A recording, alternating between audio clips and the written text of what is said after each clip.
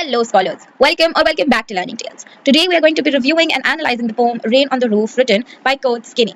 But first, I would like you to imagine it is a dark, rainy night. You are lying in your bed, wrapped in a blanket, and you can hear the raindrops gently tapping on the roof above you. It's strange, this is. Sometimes a simple sound like that can suddenly take you years back into your memories. And that is exactly what this beautiful poem, Rain on the Roof by Kinney, is all about. Let us see the themes of the poem. Nostalgia. There are certain things that often trigger past memories of us. For example, that secret diary of yours that you had hidden from your parents since very long that even you forgot where it was kept. One day you open it and all of the merry memories just come at you. You are just reminded of how a colorful life you had when you were a very, very small toddler. Power of imagination. What can not the mind of a human imagine? Imagination is often a concept that is overlooked when we talk about a practical, a realistic person, or moreover, a regular person. This part of our body is often subdued under the busy, buzzing lives. But this is something that should be cherished, and this poem shows exactly how powerful the human mind is. The healing power of nature. The poet could have taken an old friend revisiting, or maybe his mother appearing in his dreams randomly as the plot of the poem. But he didn't. He chose to deliver his thoughts through rain. He chose rain as his agent to express his thoughts. Because nature is something that we have in common, that we share. All human beings share nature. And we tend to form a bond that can never be broken with nature. It has a certain healing power. We might not find justice in a court in our deepest sorrows, but we will definitely find the caress that a mother might hold in nature. But is this poem only about rain? No. Let me tell you, it's not. The poem doesn't tell you how many drops fall on the rain or what intensity of a sound it makes. In this poem, the soft patter of the rain on the roof creates a calm and reflective atmosphere for the poet. This gentle sound acts as a trigger that brings memories back into the poet's mind, delivered from the past, especially loving memories of his mother. Different people associate nostalgia with different things. For example, a person might feel nostalgic when looking at a painting they made for their parents during their childhood, as it reminds them of how innocent and naive they were. Similarly, a tennis ball used while playing with friends may bring back memories of carefree moments, laughter, companionship, and teamwork. In this same way, the sound of the rain reminds the poet of his past. Thus, the poem conveys a universal truth.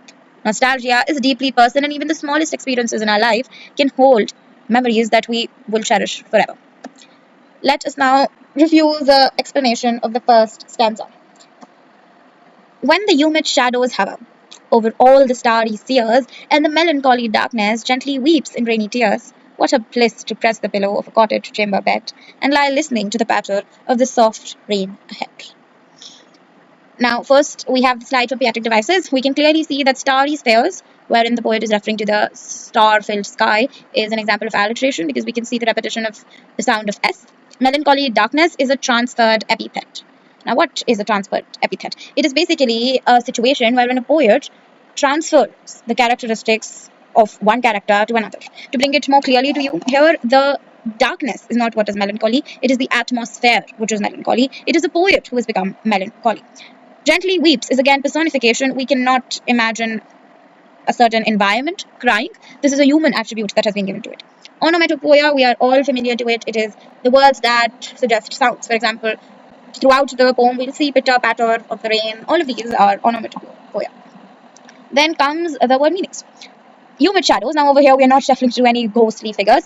It refers to the moisture-laden clouds, which are full of water and about to burst.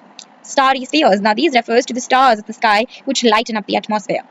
When you see the sky at night and you are in a pollution-free area, you'll definitely see stars. And when you look at that star-filled sky, you will feel divine because all of the celestial bodies have come together to help you see that beautiful night. Gently weeps in rainy tears. Here the rain describes his emotions as it feels like tears falling softly from human eyes. Now what does the poet mean from these lines? That the poet is actually describing his own emotions. He feels as if he feels emotional. He feels emotionally vulnerable at that point, and he describes his own, emotional state as the rain, as the sky weeping in the form of rains. How softly the tears from the human eyes fall. Similarly, the sky sheds its emotions in the form of rain. Now, the first stanza sets the stage for the poem's overall theme. And what is that? Finding solace and nostalgia in recurring memories. Meaning that the poet finds a moment of tranquility whenever he hears the sound of rain. He stops, he pauses, he wants to revisit all the memories that are associated with the sound of the pitter patter of rain. It portrays a peaceful moment in the poet's life where he takes pleasure in simple comforts. It's no luxury having to hear rain, but he feels warm. He feels safe whenever he lies in his cottage bed, listening to the pitter patter of rain. Explanation of the first stanza. Now, this is a detailed one. The poet begins by describing the darkness that a rainy night brings. The raindrops are seen as tears falling, resonating with the poet's emotions as he feels a quiet sadness in such a gloomy setting. In this situation, the poet finds great joy in lying on a cozy bed in his cottage while listening to the gentle rhythmic sound of raindrops falling. This pitter patter of the rain creates a soothing effect on his mind. Now, let us just see some hidden meanings, some deep meanings that the poet studs in his poem. The poet describes his experience as he lies comfortably on his bed, on his cottage, and listens to the soothing music created by the rain on the roof. When the star-studded sky is thickly overcast with clouds, it leads to a gloomy night, and that sky before the rain makes him sad. Now, the rain also mirrors his emotions as it looks like tears falling softly from the human eyes. This is why and how the poet uses transferred epithet. The only thing that can bring joy to the poet is to curl up with a pillow in his cottage. The sound of raindrops transport him into a world of memories. Every tinkle on the shingles has an echo in his heart, and 1,000 dreamy fancies into busy being start, and 1,000 recollections weave their air threads into woof as I listen to the patter of the rain upon the roof.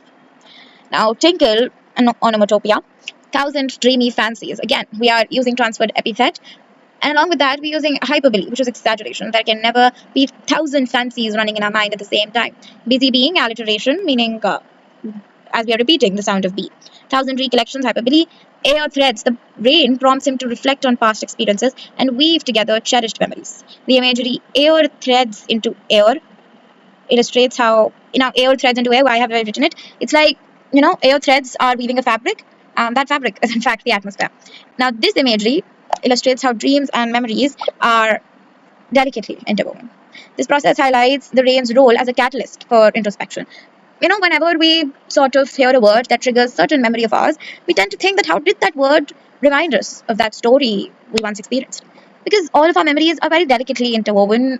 You never know what might trigger a memory. And rain in this is the triggering factor. So what does the word catalyst mean? The hero. So the rain is the hero of the poem.